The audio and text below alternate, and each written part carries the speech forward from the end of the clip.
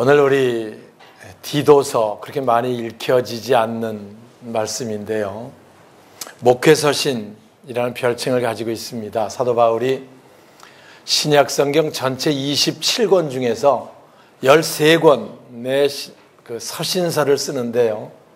그 중에 디모데 전서, 후서, 디도서가 목회서신이라고 말하고, 이 목회서신 안에는 장로를 세울 때는 어떤 사람들을 세워라, 집사를 세울 때는 어떤 자격 있는 사람을 세우고, 성도는 어떻게 살아갈 수 있도록 가르쳐라라고 하는 내용들이 아주 구체적으로 자세하게 그렇게 나와 있는 말씀이 바로 이 목회서신이고, 그 중에 오늘 봤던 말씀이 디도서에 나오는 디도에게 사도 바울이 이제 가르쳐 주신 그 서신의 편지를 우리가 함께 읽었습니다. 디도는 그레데 섬이라고 하는 그곳을 배경으로 쓰여졌는데요.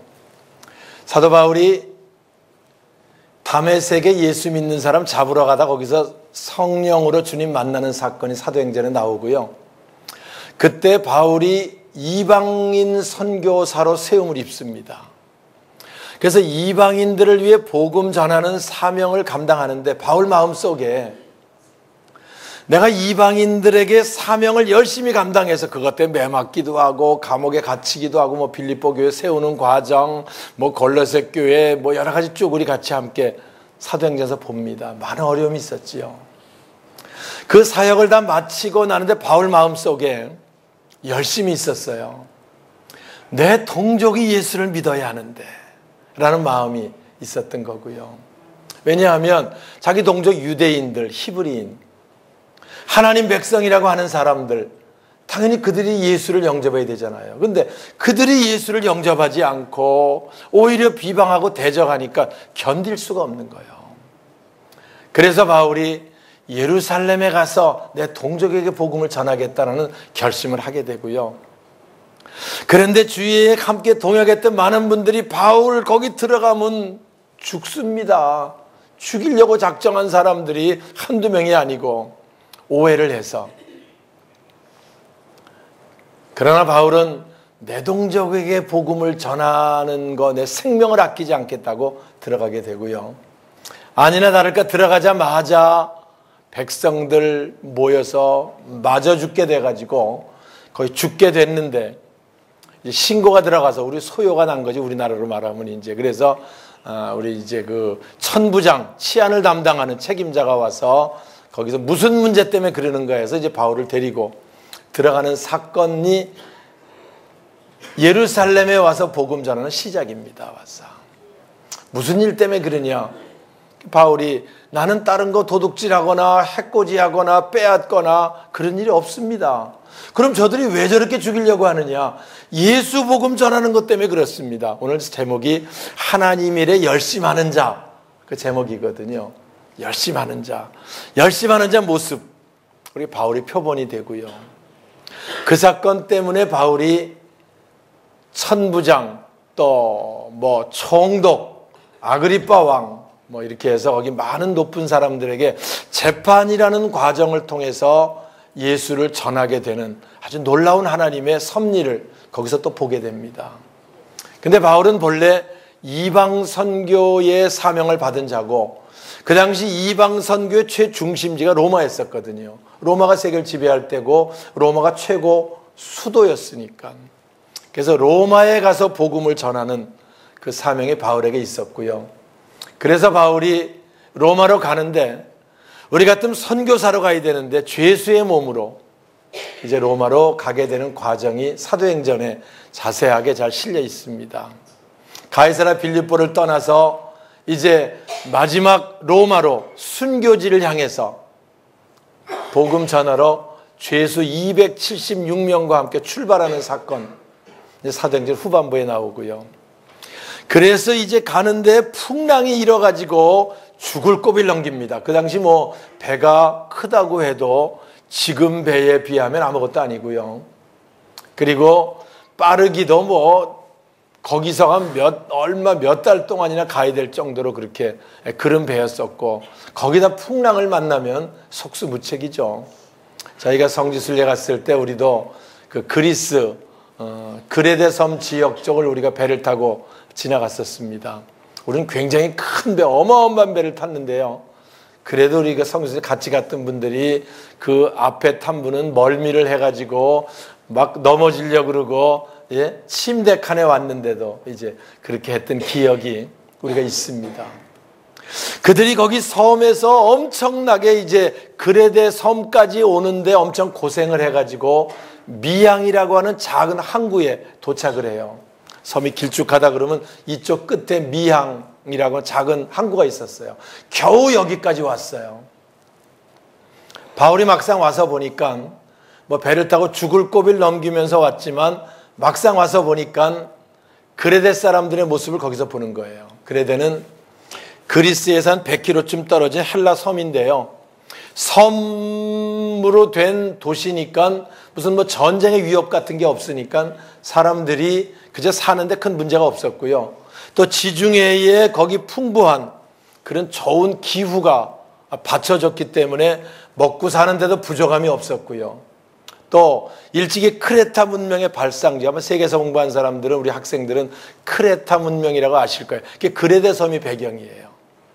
그래서 일찍이 그 크레타 문명의 발상지였기 때문에 문명이 발달해서 문화생활도 나름대로 주위보다 훨씬 잘하고 있는 그런 가운데 사는 사람들이 그레데 사람들이었거든요. 그러다 보니까 좀 게을렀고요. 또 좀 나태했고, 또 먹고 살고 하다 사치했고, 또 좀 부도덕하고, 이제 이런 부분이 있었던 거예요. 착하긴 착한데 예수가 없으니까 잘 안 되는 거죠. 그래서 바울이 그레데 사람들에게 복음을 전하려고 백부장에게 얘기합니다. 우리가 겨울에 항해하는 거는 무리인 건 확실하지 않습니까? 여기서 겨울을 나고 한 석 달 지나고 로마로 갑시다 라고 제안을 합니다. 그러니까 바울의 말을 듣고 백부장, 이제 인솔 책임자지요, 선장을 불러다가 물어봅니다. 저 바울이라고 하는 죄수한 사람이 여기서 겨울을 나는 게 좋겠다고 하는데 어떻게 생각합니까? 그래서 선장하고 선주가 여기서 놔두면 별 문제는 없지만 여기 해안을 따라 반대편에 베닉스 항구라고 있습니다. 거기는 항구가 크고 겨울 나기도 좋고 여긴 좀 불편하지 않겠습니까? 그러니까 해안을 따라서 베닉스 항구에 가 겨울을 납시다. 조금만 가면 되니까 이제 이렇게 제안을 하게 되고, 백부장 율리오도 바울을 예사스럽게는 안 봤거든요. 다시 와서 백부장이 베닉스 항구에서 하자 그러는데 어떻게 생각합니까? 바울이 다시 말합니다. 지금 출발하면 어려움을 겪습니다. 죽을 고비를 넘길 수 있습니다. 그러니 여기서 합시다. 그런데 그때 선장과 선주가 바울의 말보다, 백부장 율리오가 바울의 말보다 선장과 선주의 말을 더 믿더라라고 하고 출항을 하게 되는 거지요. 그러니까 자기는 그레데에 복음을 전하고 싶은데 출항하니까 겨울을 나야 여기서 복음을 전하는데 출항하니까 못 전하잖아요. 그러니까 같이 갔던 디도를 거기에 남겨놓고 너가 여기서 복음을 전하라. 난 재판받으러 가야 되니까 해서 남겨둔 사람이 디도고요. 그 디도를 남기면서 이렇게 가르치고 이른 사람을 직분자로 세우고 각성의 장로들을 세우고 이걸 가르친 내용이 바로 목회서 오늘 같이 읽었던 디도서가 되는 거지요. 우리가 아는 대로 배가 출항해서 베닉스 항구를 가려고 갔는데 웬걸 가자마자 갑자기 광풍을 만납니다. 거기서 보름 동안 해도 보이지 않고 별, 사도행전에 실감나게 나와요. 와서 베닉스 항구는 가지도 못하고요. 배가 이리저리 떠밀려가지고 거의 파손 직전 해가지고 전혀 알지도 못하는 멜리데 섬이라고 하는 곳에 도착을 해서, 물론 거기도 하나님 섭리가 있어서 로마까지 가긴 갑니다. 하지만 베닉스 항구는 구경도 못하고 멜리데 섬에 파손한 상태로 정박했다가 거기서 이제 겨울을 나고 로마로 들어가는 그 사건들이 아주 실감나게 기록이 되어 있습니다. 오늘 우리가 한 번 결정 잘못해서 엄청난 고생하는 사건이 거기 아주 자세하게 나와 있는데요. 아무튼 그레데는 그런 곳이었습니다. 사도 바울은 선한 일에 열심하는 자, 하나님 열심하는 자, 비록 죄수의 몸으로 마지막 순교지를 향해서 가지만, 그러나 그레데 사람들을 봤을 때 복음을 전하고 싶었고, 그들에게 말씀을 전하고 싶었고, 자기가 안 되니까 디도를 남겨둬서 복음을 전하게 하는 그 열심하는 아름다운 모습이 있고요. 오늘 제가 왜 그레데 얘기를 하냐면은 이 그레데 모습이 현대인들의 모습과 거의 비슷합니다. 현대에 우리가 물질 문명이 풍부하잖아요. 우리나라 이제 못 먹고 사는 사람 별로 없잖아요. 먹고 사는 큰 어려움 없잖아요. 와서. 그리고 이제 늘 뭐 교통의 발달 얼마나 빨리 다니는지 모르고요. 사치하고 방탕하고 음란하고 게으르고 나태하고.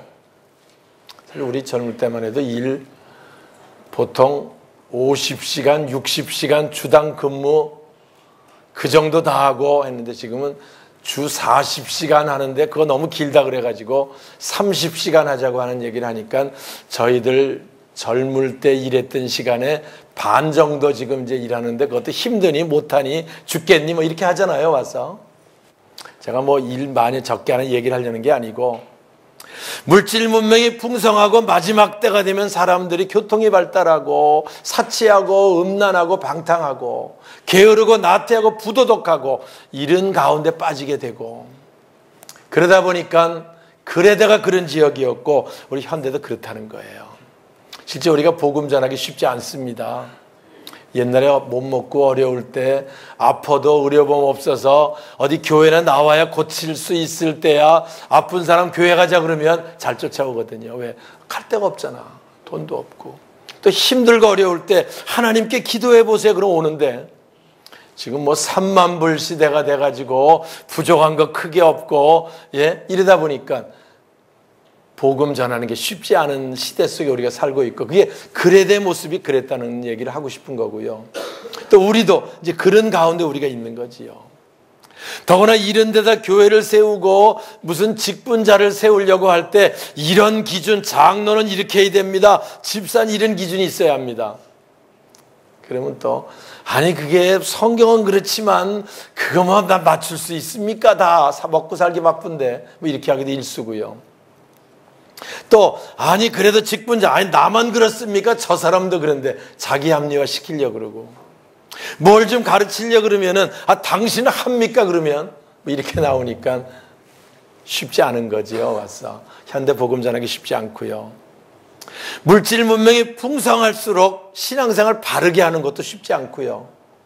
잘하기 어렵습니다. 오늘 우리는 늘 이 목회 서신이 우리에게 귀감이 되고 우리에게 필요한 것은 읽을 때마다 자기 자신을 보고요. 남과 비교하지 않고 내 부족한 게 뭔가, 내가 채울 것이 뭔가, 내가 어떻게 해야 되는가, 여기에 채워가고 맞추어갈 수 있는 저와 여러분 우리 모두가 되시길 주님의 이름으로 축원합니다. 그리 돼야 본이 되는 거고요. 그리 돼 마지막 때 좋은 일꾼이 되는 거고, 그리 돼야 새해에 하나님께서 우리를 또 아름답게 쓰실 줄 믿습니다. 자, 14절 보겠습니다.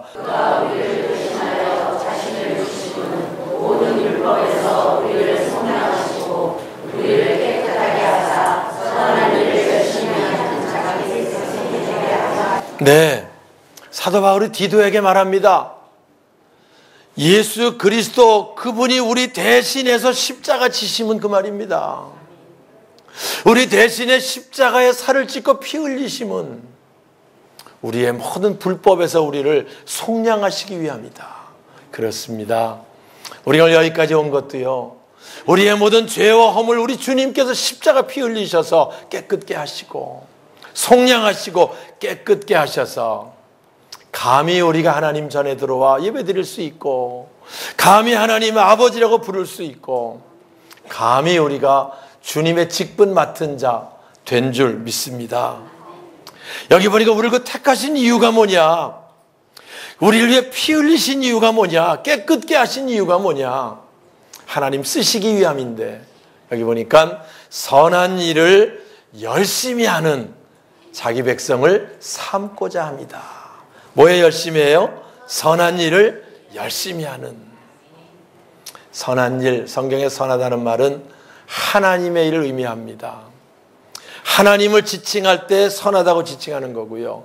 하나님의 일 하는 자를 선한 일 하는 자라고 말하고, 우리에게 주신 장로, 권사, 직분, 구역장, 성가대, 교사, 선한 일이고요. 우리가 이 일에 열심하는 자, 바로 우리들 되어야 할 줄 믿습니다. 우리가 새해에 새로운 직분들을 받았습니다. 이제부터 우리에게 준 직분에 우리가 열심하는 자 삼기 위해서 피 흘리셨고, 열심하는 자 삼기 위해 택해 주셨고, 깨끗게 하셨다. 새로운 결단으로 새해를 준비하는 저와 여러분 될 수 있기를 주님의 이름으로 축원합니다. 우리가 새해에 300명의 기도원의 용사, 우리가 기도해 왔고요. 또 그 꿈을 가지고 시작하려고 합니다. 한 사람이 꿈을 꾸면 꿈에 불과하지만 모두 함께 꿈을 꾸며 그 일에 열심하는 자가 되면 하나님 놀랍게 역사하실 줄 믿습니다. 많은 사람들 우리를 택하시고, 우리를 깨끗게 하시고, 우리에게 직분을 주시고, 건강도 주시고, 금년 한 해도 우리가 여기까지 오는 동안 우리나라에서도 엄청난 격변이 있었던 그런 한 해 아닙니까? 아마 전쟁은 제가 안 겪었지만 전쟁 이후에 가장 큰 격변의 한 해였는지도 모릅니다. 대통령 탄핵 사건도 있었고, 국가적으로 엄청난 사건들이, 화재 사건도 있었고, 얼마 전에도요. 그런데 그 복잡하고 어려운 가운데도 하나님께서 우리를 이렇게 건강하게 지켜주시고 여기까지 인도하시고 함께 하신 이유, 선한 일에 열심하는 자기 백성 되게 하려 하심이라. 다시 한번 기억하실 수 있기를 주님의 이름으로 축원합니다. 제가 일부 예배 때도 얘기했어요. 우리가 새해를 맞이하면서 다 우리 잘 되기 원하고, 부유하기 원하고, 건강하기 원하고 다 원합니다. 그런 것들은요, 덤입니다. 덤. 우리가 하나님이 일에, 선한 일에 열심하면 열심할 수 있도록 건강이 필요한 사람 건강 주시는 거고요. 왜 열심히 주의를 하려고 하는데 안 주시겠어요, 그분이? 하나님 일에 열심하려고 하는 자에게 물질이 필요하면 물질 채워주시는 거고요. 교사로 직분 맡은 사람이 그 직분을 잘 감당하려고 할 때 지혜도 주시는 거고. 여러분, 우리가 이 땅에 살며 필요한, 갖고 싶고 누리고 싶은 모든 것은 덤이에요, 덤. 우리 그걸 목표로 사는 자가 아닙니다. 하나님 일에, 선한 일에 열심하는 자가 돼서 온전한 하나님 백성이 되고 하나님 앞에 쓰임받는 자가 될 수 있으면 주님께서 우리의 모든 필요를 채우시고 새로운 한 해도 놀랍게 우리들을 인도해 주실 줄 믿습니다. 오늘 송년주일 예배를 드리며 새로운 결단이 있으면 좋겠습니다. 새해가 이제 되면 여러 가지 많은, 이제 안 믿는 사람도 담배도 끊어야 되겠다, 이런 사람들, 세상 사람들 많지요. 이제 또 믿는 사람도 성경을 한번 일독해봐야 되겠다, 이런 결단하는 사람도 있을 거고요. 그동안 못했던 새벽 기도를 내가 새롭게 시작해 보겠다, 이런 결단하는 분도 여기 있을 거예요. 와서 우리가 하나님 일에 열심하는 자 되겠다고 결단하면 하나님께서 우리 결단을 받으시고 우리를 쓰시고요, 우리를 세우시고 우리들을 통해 영광 받으실 줄 믿습니다. 그런데 우리가 새해를 맞이해도 되는 대로 살다 말지, 이렇게 시작한다 그러면 의미가 없죠. 어제나 오늘이나 내일이나. 그러나 우리가 새해를 맞으며 오늘 주신 말씀을 품고 선한 일을 열심히 하는, 내게 주신 목사의 사명, 장로, 권사, 교사, 구역장, 성가대의 사명에 열심하는 자 되겠다고 결심하면 하나님께서 우리들 그 결심 받으시고 세우시고 사용하시고 깨끗게 하시며 부유하고 건강하게 인도해 주실 줄 믿습니다. 그런 결심으로 새해를 시작하는 저와 여러분 우리 모두가 되시길 주님의 이름으로 축원합니다.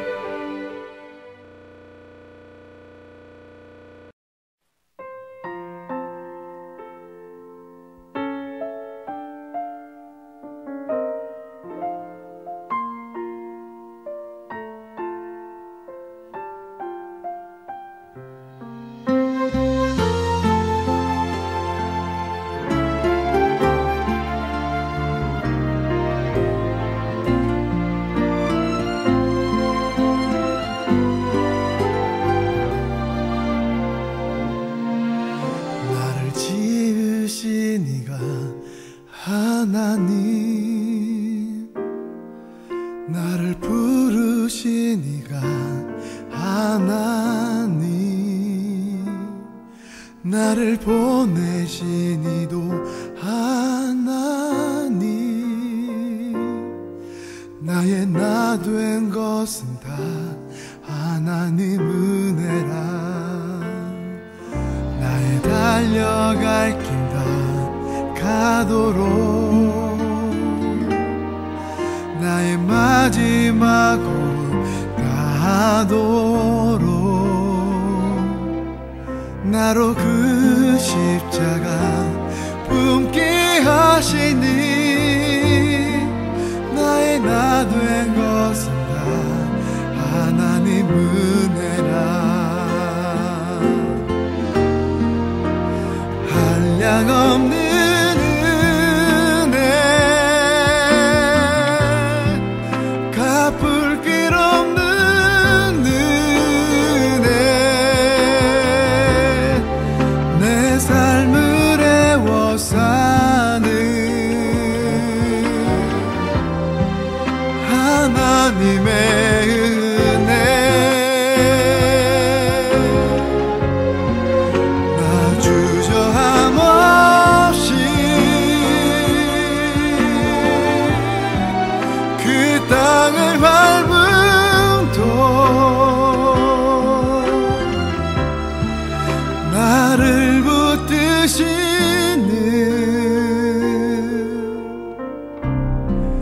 하나님의 은혜.